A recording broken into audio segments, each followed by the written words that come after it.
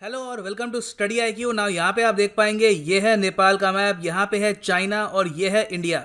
Now Nepal में कुछ लोग हमेशा से काफ़ी लंबे समय से मैं कहूँगा इंडिया पे ये आरोप लगाते थे कि इंडिया नेपाल की जो पॉलिटिक्स है उसमें इंटरफेरेंस करता है।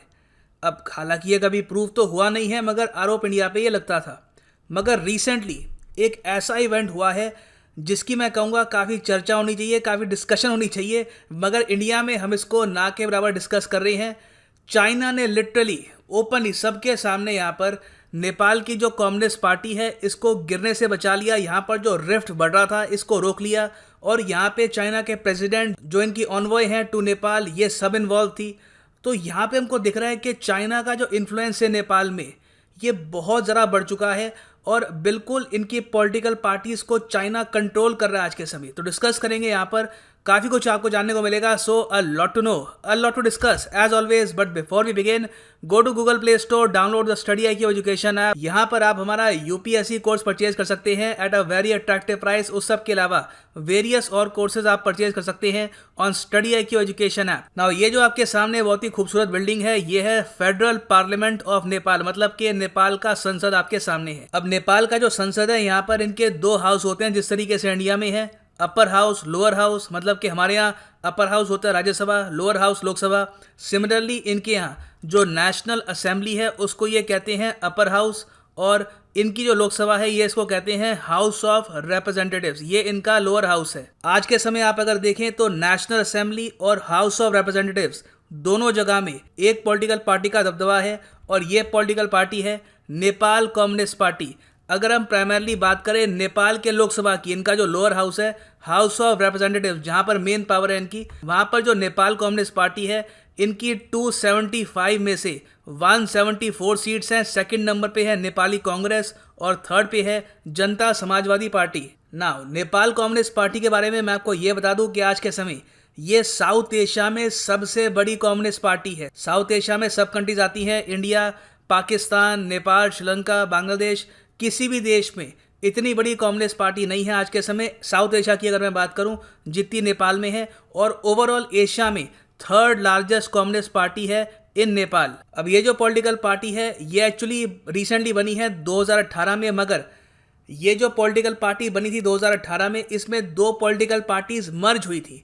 एक थी Communist Party of Nepal Unified Marxist Leninist और दूसरी Communist Party of Nepal Maoist Centre. इन दोनों पॉलिटिकल पार्टीज का वजूद काफी लंबे समय से है, काफी दशकों से ये पॉलिटिकल पार्टीज एग्जिस्ट करती थी, मगर रिसेंटली ये मर्ज होकर एक सिंगल पार्टी बन गई। अब देखो कोई भी पॉलिटिकल पार्टी अगर मर्ज होकर बनती है तो वहां पर हमेशा आपको दिखेगी पावर स्ट्रगल, कि जो पुराने लीडर्स हैं वो चाहेंगे कि उनका जो ग्रुप है वो आगे रहे।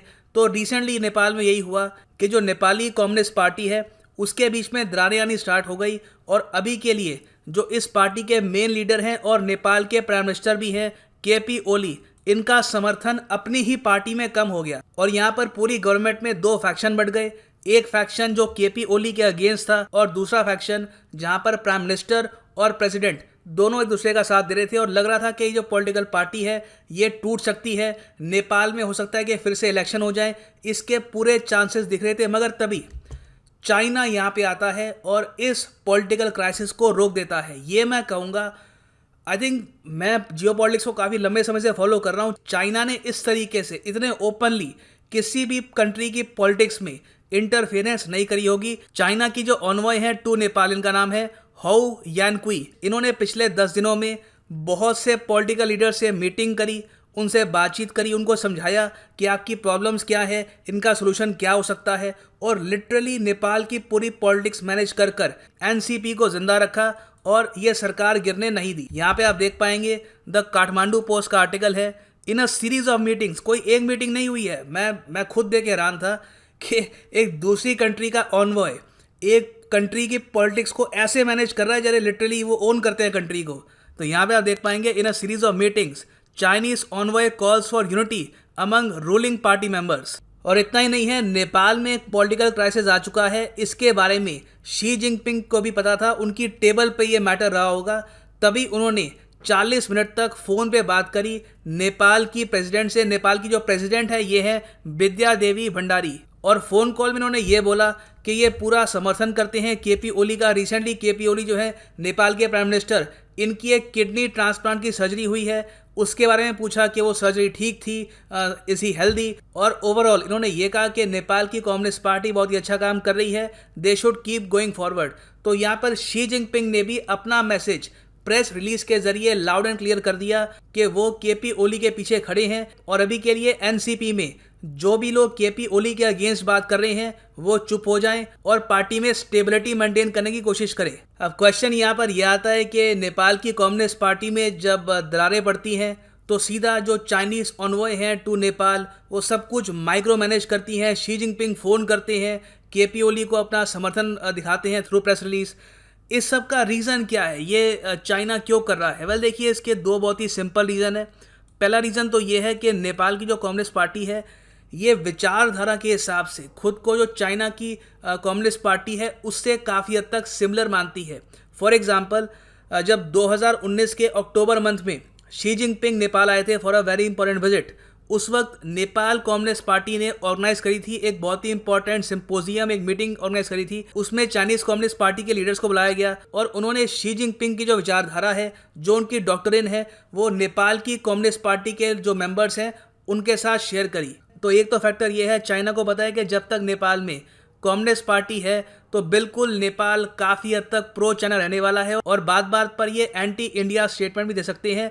It is very much a possibility. आज के टाइम में आप अगर देखें तो नेपाल की जो सरकार है वहाँ पर जो पावरफुल पोस्ट पे लोग बैठे हैं वो इंडिया के अगेंस्ट इतना कुछ बोलते नहीं है, मगर जो इनकी कम्युनिस्ट पार्टी के लोग हैं वो रेगुलरली इंडिया के अगेंस्ट स्टेटमेंट देते हैं और इंडिया पर ये आरोप लगाते हैं कि इंडिया ज़रूरत से ज़्यादा नेपाल की पॉलिटिक्स में इंटरफेरेंस कर रहा है, वेयर एज ट्रुथ आप देख सकते हैं कंप्लीटली डिफरेंट है। तो एक तो फैक्टर यहाँ पर ये है। दूसरा फैक्टर यहाँ पर ये है कि नेपाल ने recently belt and road initiative को साइन किया है। बहुत से प्रोजेक्ट्स आज के टाइम में नेपाल में हो रहे हैं विद चाइनीज़ इन्वेस्टमेंट।